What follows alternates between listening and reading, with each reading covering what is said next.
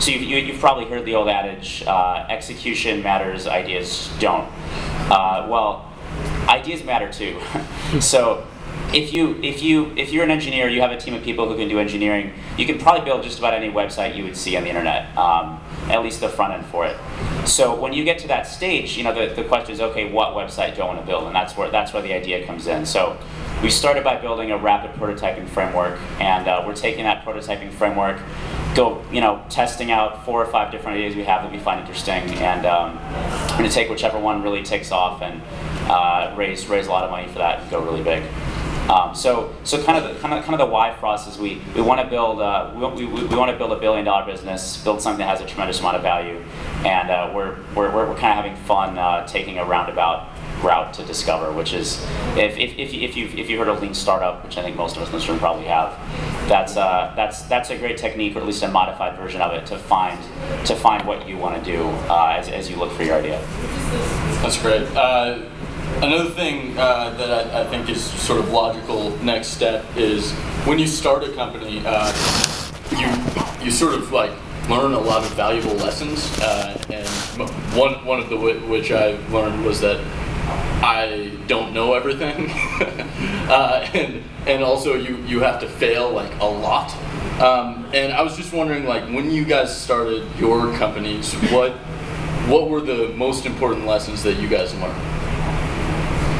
And digest the question. And now, Roger. So I'm gonna actually target this question towards a college audience. So I started my first company when I've been in the professional sector for 2 years already, but I should have started my first company in college. So I want to talk about why that didn't happen, and what I wish I knew in college that would have kind of helped facilitate that. So one thing is, one big point is visibility. As a college student, I didn't really realize I could start a company. I didn't know what that was. I was trying to kind of choose between, do I work for Microsoft or do I work for a newer big company like Facebook or Amazon? So it was kind of like A or B. I didn't really see other options, and I think my parents told me that if I did a startup, kind of the whole starving artist thing, that 90% of startups fail. That's what people say. Well, 90% of startups started by other people fail, but you can make something work if you have the right determination and grit and whatever. You can read online all the different factors that make a good entrepreneur, but I would have made a good entrepreneur in college. I just didn't know I really had that option available to me. So number two, coming from looking at trying to make startups more visible in general. I think at a college level, not only just saying like, hey, this is another career option, but also kind of branding it in a positive light is critical. So showing people, maybe taking examples of students who started successful companies, really showing their paths very clearly, not saying like, oh, you might be the next Steve Jobs, but saying, here's how Steve Jobs became Steve Jobs. When he was a college student, he did this. This was his first job, etc. That's something I never really, even when I first discovered startups, I didn't really have good role models or kind of legends that I could look up to, and have a good sense of how they got where they did. So that would have helped me. Let's see.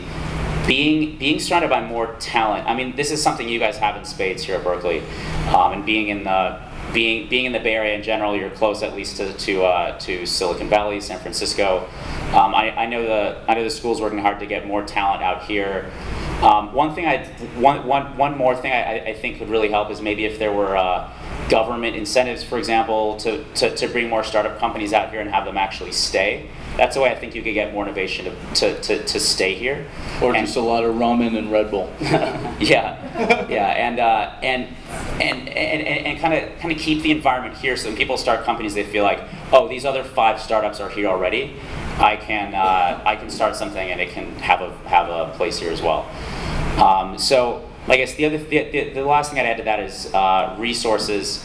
My school, I went to college in 2005. We're a lot further along now, but there weren't a lot of good resources for entrepreneurship. And even though there were, curation is an important thing. So I would have liked to have sort of online and offline resources better curated for me, because there's some meetups that are valuable, there's some that aren't. There's some websites like Quora that have very valuable articles. There's some that don't. So I think that's something I would have wanted to have more of. That's great. So I'll say it on two parts. I'll say one from a college standpoint and one after. So I started my company in college, and it's incredibly hard. So as much as like you should do it, it's really, really hard to do. So the one thing I'd say that's the hardest is don't give up. Everyone's going to think you're crazy. They think you're not going to be able to make it, and whatever it might be. I applied to so many different things at Berkeley and at campus, and I didn't get in. Eventually it works out, right? I was able to raise an angel round and a seed round, and it works out. So if you're in college trying to start your company, don't give up, honestly, because so many people are going to tell you no, but just keep at it. If you believe in it, and if it's good, then it'll work out and be good. As far as like the hardest thing post, all that stuff post graduation, I'd say everything takes longer than you think it would. Is a big lesson. Everything from raising money to launching your product to marketing, every single thing. Whatever date you pick, it's not going to be right. And that's almost works for every single thing. The first product you launch is not going to be right. So every single thing you think you're doing is probably wrong. And I think that's part of the experience of the entire process, that when you go through it and you learn it, and it's back to what Roger was saying, is be very quick, be lean, iterate, and really figure it out quickly what's going on, because you're supposed to fail quickly so you can move on to the next thing and actually figure it out. And so I think that's kind of like the biggest thing I learned, and it's the hardest thing to learn, because it's hard to realize when you're actually in the process. But if you can realize that quickly, it'll help you right away. Right. Let me build a little bit on both of the points that these guys made. I think from the three options that you mentioned, I think there's one more, and that is to be a very fast follower. Be employee number 10 or employee number 15 at a startup. Don't join Microsoft. Don't join a really big company that has 500 people, and don't be a founder. Be number 10 at a startup is a very good move.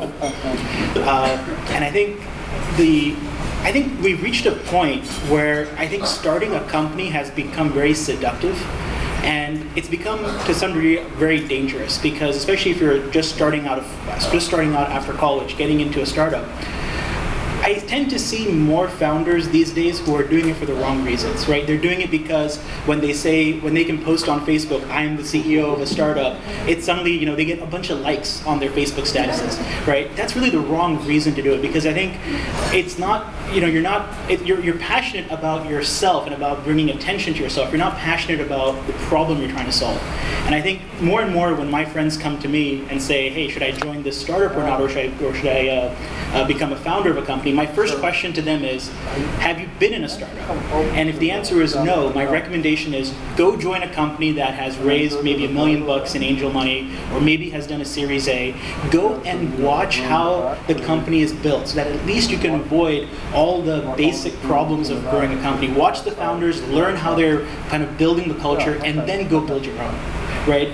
There was one investor who told me a couple years ago, he said, look, doing a startup is not a sprint, it's a marathon. Your startup, while it lasts for 5 years or 7 years, you still have another 20 years after that in your career, right? You're still probably going to be working on something. So think about it more in a longer term, get the experiences you need. Join, in a summer internship, go join a startup, or even your first job out of college, join a company that has already gotten some validation, whether it's they have a really cool product, they have a lot of users, or they have some money that has come in, but learn as much as you can in your 20s to build your company in your 30s.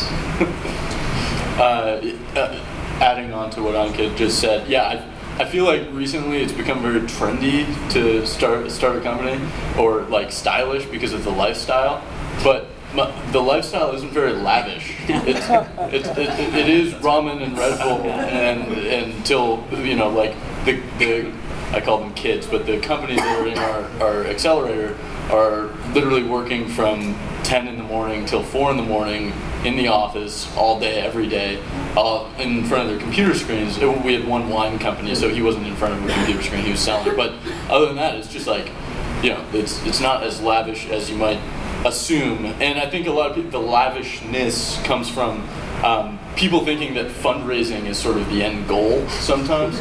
Like they get a fundraiser, and I heard Ankit didn't actually raise any money. I don't know if Mafia Wars, you raised any money? No, we didn't. Yeah, but I think fundraising is something that we could talk about a little bit, because I just want to say, like, it is really difficult to raise money.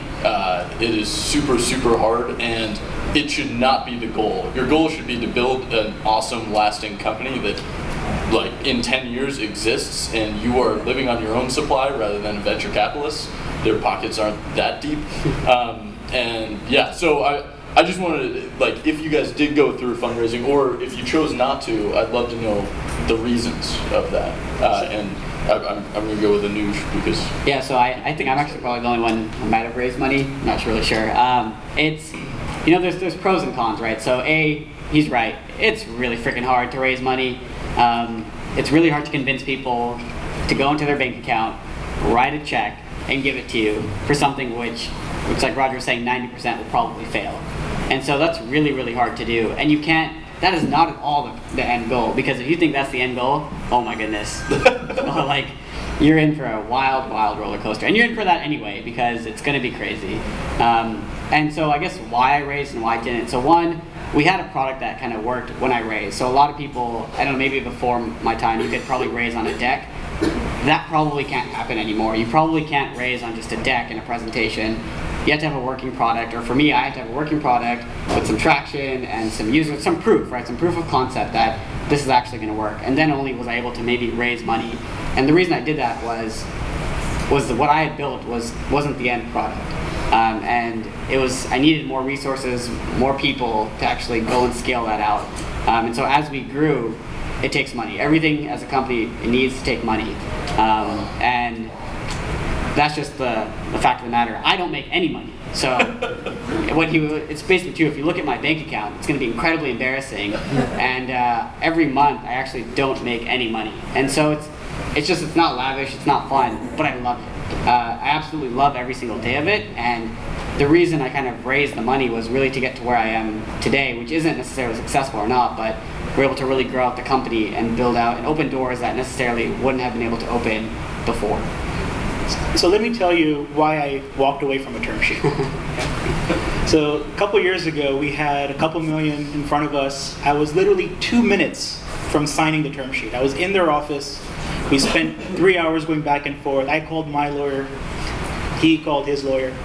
And we went back and forth. We're literally right at the end, and I'm holding the pen in my hand, right? And we walked away. Actually, funnily enough, a professor at Stanford wrote a case study about whether I should have signed the deal or not. But this was about 3 years ago. We were 6 months from being completely out of money, no immediate signs of revenue coming in. We had just launched with one customer, Singtel, at the time. So we had one kind of prominent customer. We had a pretty nice idea what we wanted to do. But when you start looking, and ultimately I was fine with the valuation, and I was fine with the investment amount. But once you start peeling the onion back a little bit more, and you actually really start thinking about that term sheet, it's a pretty complicated document, right? In terms of once you start playing some of the scenarios out.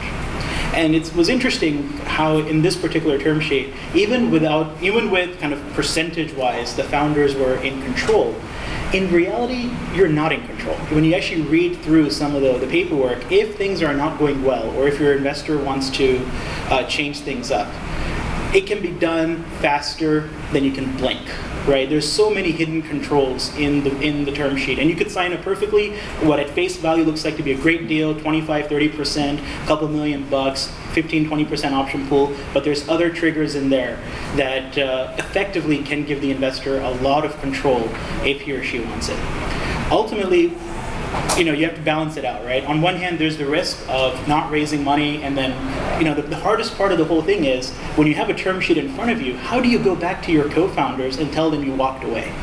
That's really hard. I mean, I had a co-founder at the time who had kids going to college in a couple years, and when I came back to the office, I had to tell him, hey, we didn't sign the term sheet because of X, Y, and Z. You have to be able to convince your team to continue to stay with you. It's a really pivotal moment in any company.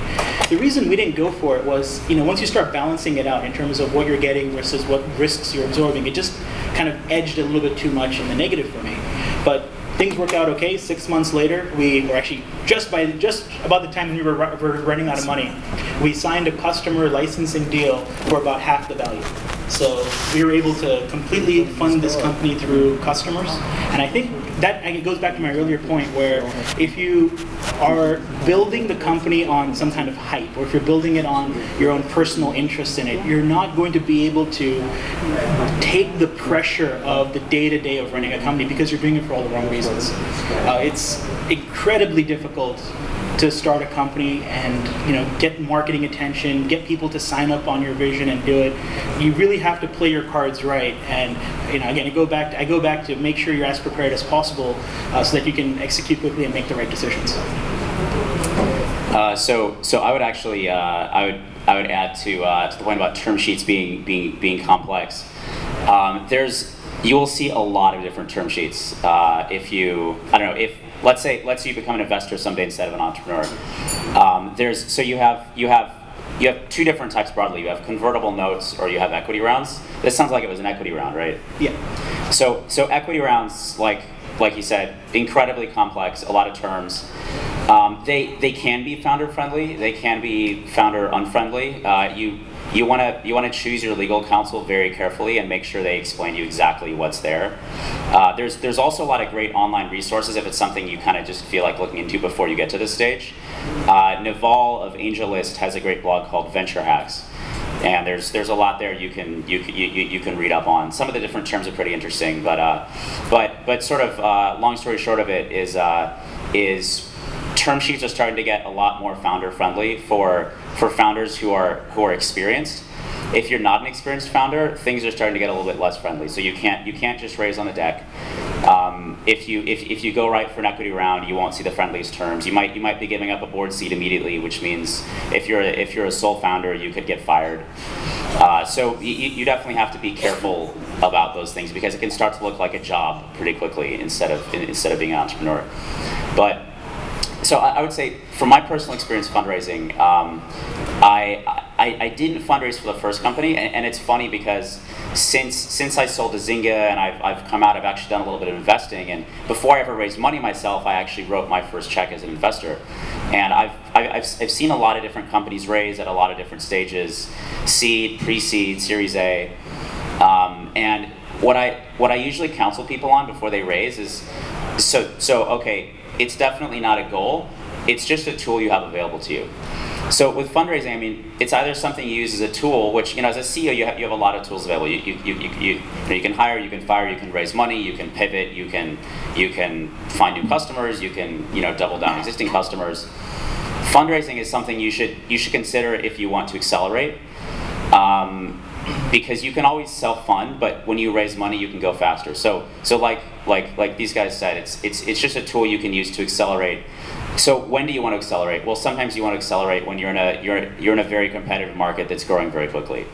The social gaming market in 2007 was such a market, and in 2008. So Zynga, other competing companies raised a lot of money. I think Zynga in aggregate raised, if you don't count the IPO, they raised maybe $300 million, $400 million. Other companies early on raised at least 10, I think by their Series A, 10 to 20. So all these companies were competing with each other. It was a very, very heated battle. If it wasn't so, they could have. Most of these companies are profitable, so they could have actually gone for a while and just grown more slowly without ever taking investor capital. So it's ultimately just a tool you have available to you to use as you see fit, unless it's something unless you're in a position where you have to raise money, and that's never a fortunate place to be. Let me add another point to that, actually, because I think I'm glad you brought up the example of Zynga there, because for us it was the exact opposite. When we started the whole indoor mapping, indoor location-based services in 2007, people thought we were crazy. I mean, this was still the era where you used Google Maps and to find Starbucks, or you used some turn-by-turn directions on your phone. And I think timing is really, really important. I think for us, we signed up Walmart as a customer last year to map out all of their stores. You can see their maps, our maps in their mobile solutions. But no matter how much money we would have raised in 2009 or 2010, Walmart was not going to do indoor stuff until 2012. Right? Sometimes you just have to make sure you are growing and lining up you want to make sure, if we had raised a couple $1,000,000 in 2009, my company would probably be gone, because it would have been just a bit too early to capitalize on the market. So I think that's the timing for when you need to go raise a little bit of money, a lot of money, is really based on, I think, feedback you can get from your customers on how quickly are they moving, right? When we first met Walmart, I think almost a year before that, we were hoping 2011 would be the year, but it wasn't. It ended up being 2012. And nothing we could have done on our side would have made that happen sooner. Yeah. If you're making money, you will be able to get a term sheet. Yeah, that's very true. It's sort of a rule of investing. But also, in defense of venture capitalists everywhere, there is true value in having a VC behind you. However, there is also value in just growing yourself. The network, the money, the growth. Normally, you will want a product before you try to raise capital. Just because it's good. The money's good for accelerating. Like, you want to have a product that you can accelerate. You need to have a product unless you're a very seasoned entrepreneur. Absolutely. I really like the new generation of VCs that are coming on Sandhill, where the VC shop is turning into a more. They've got marketing people now. They've got PR people. They've got people who can help you recruit. It's turning into more of a full service firm. And I really like that new generation because, or the new stuff that's happening there, because beyond just writing a check, there's now resources available to you that give you a better advantage over a competitor who doesn't have access to that network or that experience. I heard today that I think a leader from Yelp joined Excel, and for marketing. So if you are funded by Excel, you get access to a wealth of knowledge for building your marketing team and your marketing initiative. I think that's a fantastic thing. I think that's happening in the industry right now. Yeah. So I mean, I feel like we've focused on, we've basically talked the entire audience out of becoming an entrepreneur. So I thought maybe we could bring it back. There are a lot of the reason we do what we do is not because it's the worst thing that's ever happened to us. It's because it's the worst and the best thing that's ever happened to us. And I thought it'd be really great to talk about it. I mean, the reason that I do what I do is I run an accelerator in San Mateo, and I work with the most passionate people about what they're doing 24 hours a day, and it's the most exciting thing ever. There are fire drills every about 30 minutes, but it's really, it keeps me on my toes. It's really exciting. It's really fun, and that's why I do what I do. I just thought maybe you guys might want to say, what's the best part of doing what you're doing? So I think I do what I do because I couldn't really do anything else, and that's what you hear from a lot of entrepreneurs, is that maybe they've tried to hold a desk job and it just didn't work out for them. There are definitely different types of people. Entrepreneurship isn't right for everyone. It's not a better career to have. It's just different. So you want. Before you get into it too much, I think to some earlier points, working for a startup, if you're not sure what you want to do, is a great idea, because you'll surround yourself with other entrepreneurs, the co-founders, and other entrepreneurial employees, and that environment, and you can see, hey, is this really right for me? Instead of doing my own thing that might fail and kind of taking myself off the labor market for a year or two, and essentially dinging the Silicon Valley GDP by not actually producing something after a couple of years, maybe I could start a company or join a company that's funded and learn from these folks and just see what it's like. Ultimately, not only will you learn better how to start a company, but you'll see if it's something you actually want to do.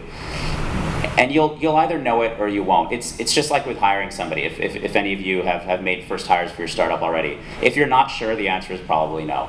If you want the person and you think they're super awesome and you can't do without them, the answer is yes. And when you're choosing your career, it's the same way. The second point I'll add is a model I've always thought makes sense when choosing a job, and entrepreneurship is like a job, is investing. Essentially, you're all investors. You're investing your time and your youth in what you do during and after college. And you want to make those decisions carefully because, let's say let's say the early stage of your career is from age 20 to age 40. Well, you have 20 years.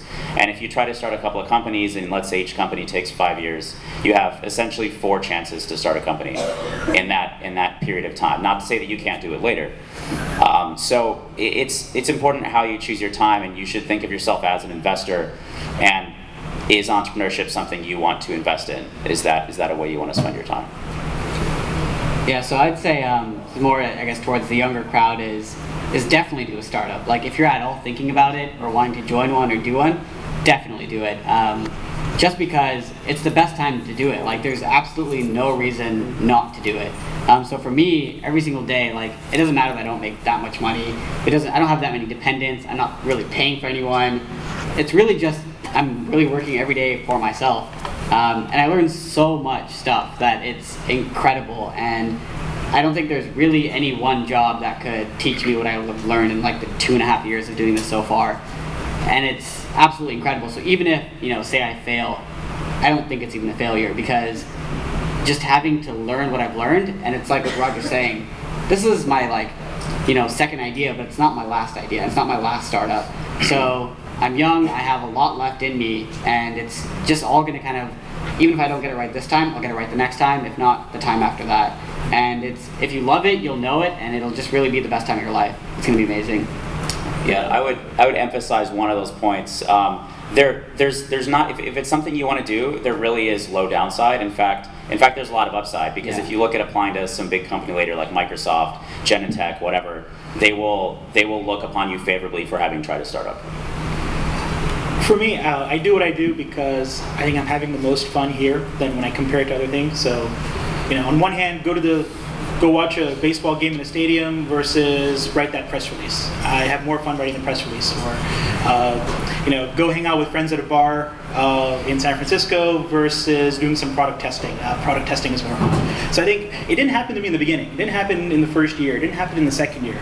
But after that, I reached this point where I was just having so much fun doing whatever I was doing in the company that when I look at everything else that I had the opportunity to do, which is all the other things you would expect someone who's 23, 24, 25 to do, when I compared it, it just didn't seem as much fun. And I think if I just look at the fun factor, that was enough for me to kind of continue working on the company and building it out. I think if I knew how difficult it was to do a startup before doing it, I wouldn't have done it. Right? So I'm really glad that back in 2007, Venture Hacks did not have as many articles as it did. There was not as much information about startups out there, because I think to some degree ignorance was bliss for me. But again, it goes back to, where are you having the most fun? Your time is valuable. You got to figure out where you're going to have a lot of fun. So, too.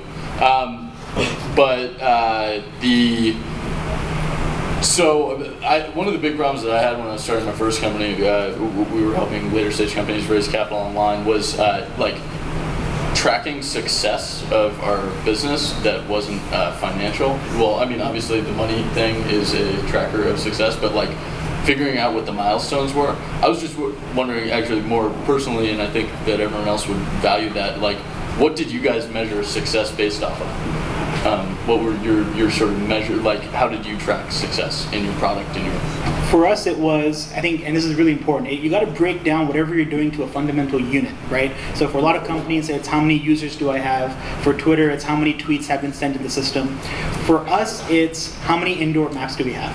So right from day one in 2009, when we first opened our quote-unquote map factory to start producing content, the founders made kind of a pretty bold, I wouldn't say public declaration, but internally it was pretty bold, that no matter what happens, if we start losing money and need to start cutting resources, everything will go, but the map factory will remain. No matter what happens, we have to keep making more maps. We're going to measure how many more venues we map every day, and everyone's success in the company, whether you're in engineering, in marketing, in product, in operations. I don't care what you do in my company, but in the end of the day, you got to be doing something that helps us make more maps. And I think we've really built a culture and a core vision behind measuring number of venues, and that's all we try to optimize. And that you got to have a core number, one big number that you can put on a big TV screen that everyone can look at. Yeah, I think just building off of that, I think the biggest thing, today it's incredibly easy to measure metrics.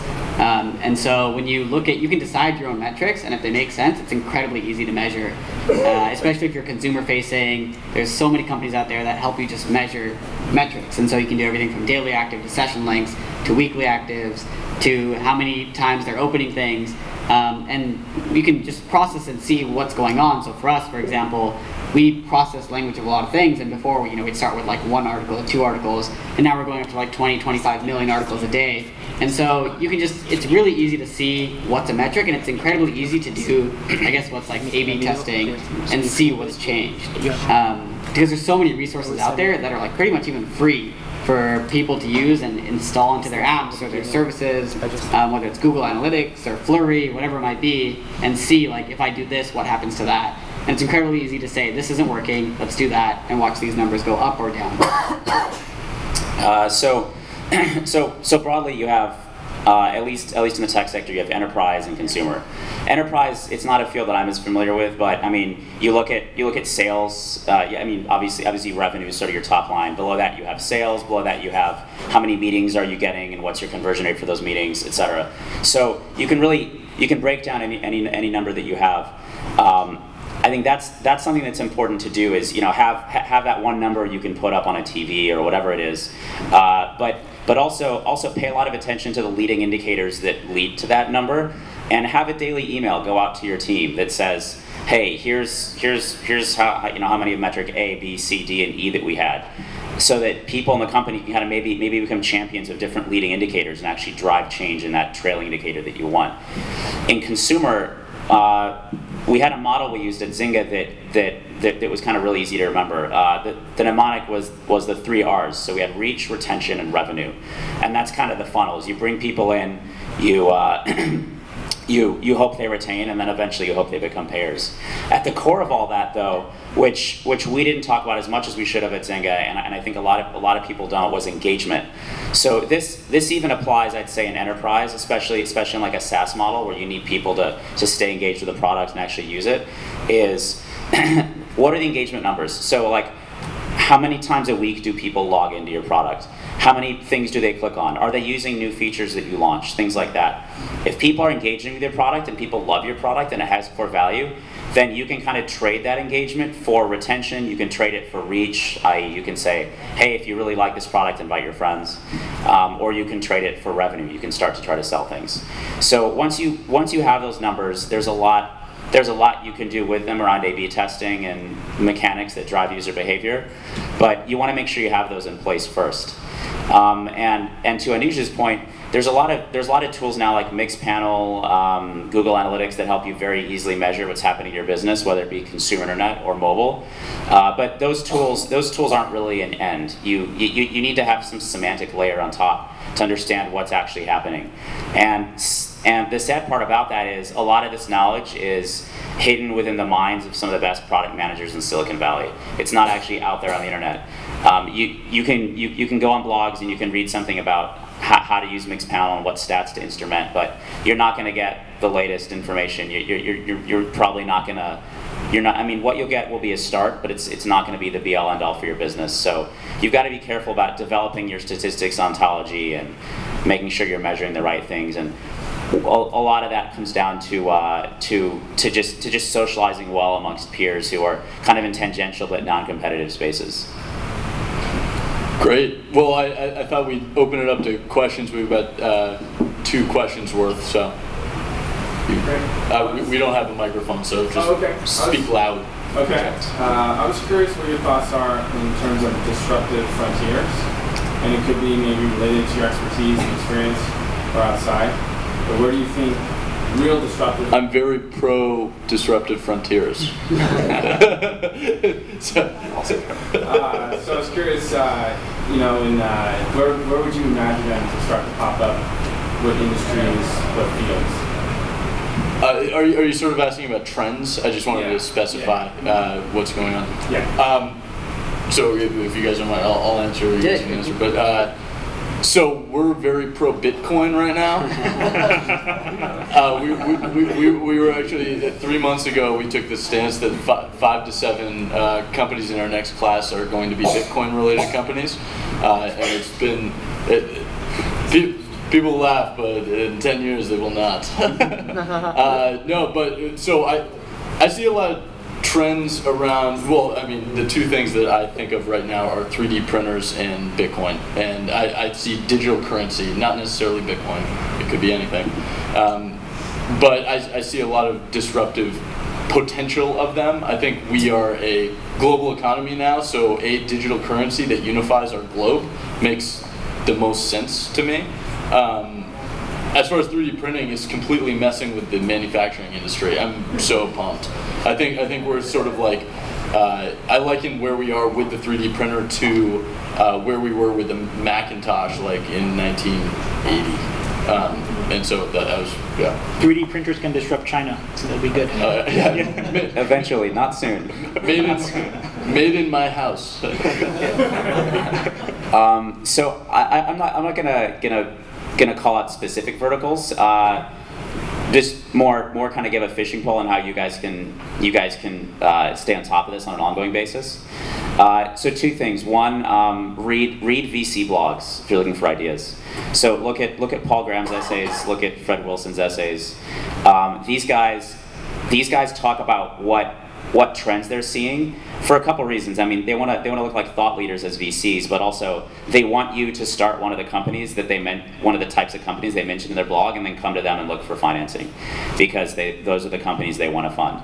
So not only can you figure out what's disruptive if you read VC blogs, but also find ideas that are a little more fundable. Number two. And this also applies to finding what you want to do as an entrepreneur. If you go to angel.co/markets, so angel.co is a site called AngelList. You can see a comprehensive list of every market essentially that exists in consumer or enterprise, and the markets are sorted actually by investor interest and entrepreneur activity. So that's changing constantly, and it's kind of a heat map of what's interesting in Silicon Valley. So I'd say I'll go a little specific, and he's right. Everything about the angel.co/marketplace is amazing. Actually, check it out. So I'd say very rarely do you see a shift in a device, in a platform, in kind of like a decade or 2 decade span. And so if I were like 4 years earlier and I saw the iPad coming out, it would be a no-brainer, right? That this is a platform that's probably going to take off. And so very, very slowly you'll see like this platform maybe shifting. You see maybe Google Glass, or you'll think maybe it's Apple making a watch. You see maybe is the platform actually shifting away from like a phone or a tablet. And I was just reading actually VC's blog, and you see Andreessen, I think Greylock, and Google Ventures are now teaming together to invest. Like it's not a fund, but they're looking to invest in companies that are focused on glass. And it's very early, right? We don't know what it's going to be. We don't know what it's going to take off. But if you look at if a platform is actually changing, and if there's backing behind that platform, it might be an interesting space to actually go and look at. Where there's maybe 1,000 developers right now, not that many people. There's not 800,000 apps in an app store. It's interesting to think about that in our lifetime. It went from, it might change. A platform might actually change from something we hold in our hand to something that we're actually wearing. And when you look at like a mouse and a keyboard, since the computer been around, that hasn't really gone anywhere. And so when you think about our gestures going anywhere, right now when you look at a phone, it's touch, it's double tap, it's swipe. Are those gestures going anywhere? And if they do, are they going off of a tactile device to, maybe I just move my hand this way and the song will change when I'm in front of my computer. So interesting things to think about is, do you think gestures are going anywhere? And if they do, how will they change to maybe a device and a platform moving? And this is the stuff that you get when you read kind of VC blogs. It's really gray. It really doesn't make a lot of sense, but it's interesting to start to think about that might be the future. I'd recommend the 3 places that I've looked at recently, and by recently I mean in the last, I'd say 12 months. The first is around, I would say food-related startups. So there's been a lot of activity in the last 12 months around kind of reinventing the dining experience, from get a box of ingredients sent to your home, to have a chef come to your house and make a meal for 5, to group dinners. There's, I think, a lot of activity around trying to kind of make dinner more interesting. The second that I've been looking at quite a bit is around robotics. I think that's a slightly longer term view. I mean, the next 3 to 5 years, and again, there's a lot of different. I mean, there's a lot of different things that can be done, from the RC helicopters to there's new ways of communication through robots that are floating around your office. There's a lot of ways that I think the whole robotics space is getting really interesting. So food and robotics, and there was one more that I had in my mind.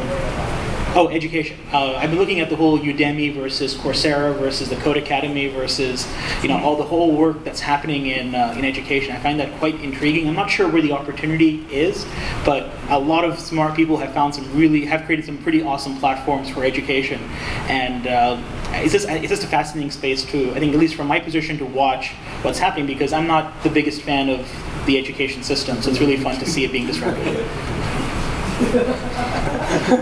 We're at Cal right now. Sorry. I think we have time for one more, and that's it. If anyone has a question, otherwise. Well, just you told that basically, well, you only have interest to raise VC money when you already have a product. So, do you have any advice to entrepreneurs who actually do not have a team, do not have a co-founder, they just have an idea, they're all by themselves? It's really hard to go fast and fail fast, but it's too early to go for the money yet. So do you have any experience or yeah, so entrepreneurship, being an entrepreneur or a CEO is all about selling. You're selling all the time. You're selling to your employees to create a better working environment. You're selling to hire people. You're selling to investors to raise money, and you're selling to your customers, at least. And probably there's 4 or 5 other ways. So, as a non-technical CEO who's looking to build a product, you have to find an engineer who's willing to work with you. So you have to be able to kind of sell your concept to somebody. How do you do that? Well, the way you do it is there's a lot of meetups in San Francisco, in Silicon Valley that try to pair folks together who are technical and non-technical. Startup Weekend is one example.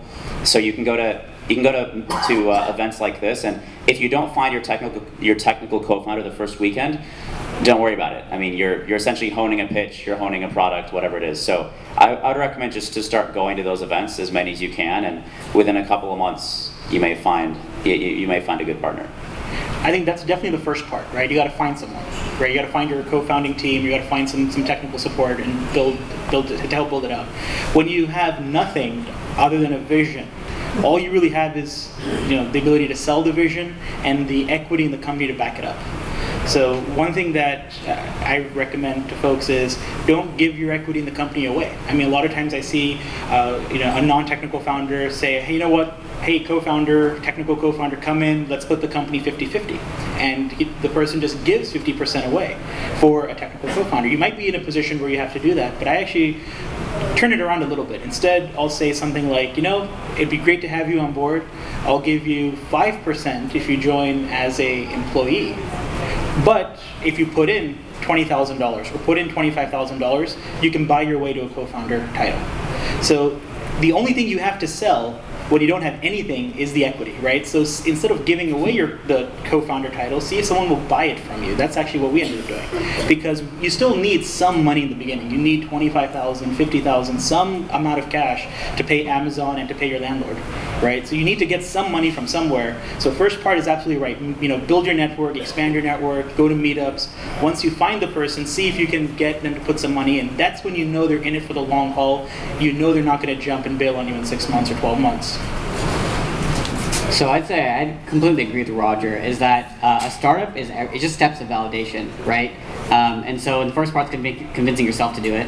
The second validation is convincing other people to join you to do it, and then maybe convincing investors to invest money in you. So it's all a step of validation. Honestly, we live in probably the best 40-mile radius to be in your problem.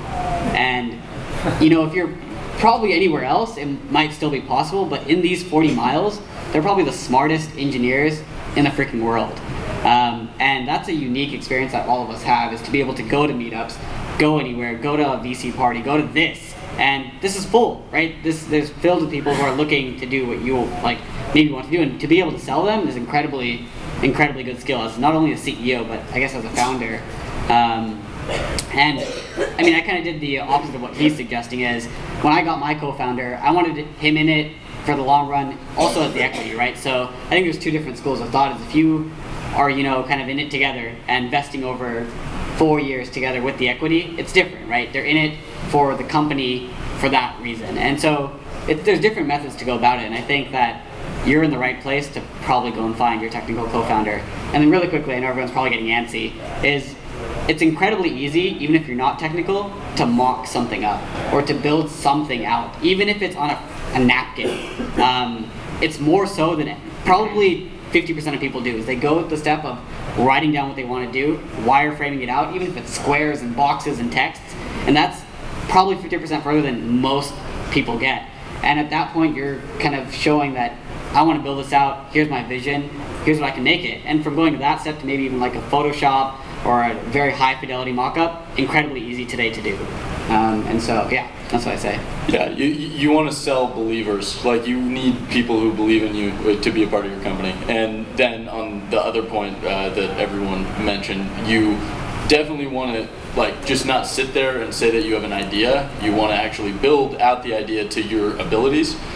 If that's locking yourself in a room for 2 weeks to teach yourself how to code, that does happen. But also, if you have your concept drawn out really, really well, you could actually outsource the basic thing for pretty cheap and get it built.